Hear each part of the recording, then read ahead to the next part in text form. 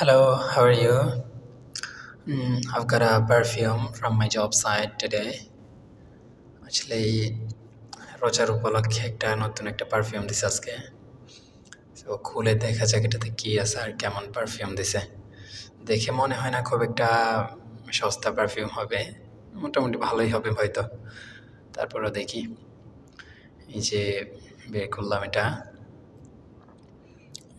মোটামুটি ভালোই, খারাপ না, কিন্তু মনে হচ্ছে এটার যে গ্রানটা এটা একটু মিঠা মিঠা টাইপের আর কি, মানে একটু কোকোনাট টাইপের পারফিউম।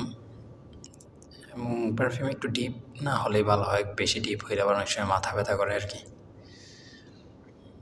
খুলে দেখি কেমন। সেই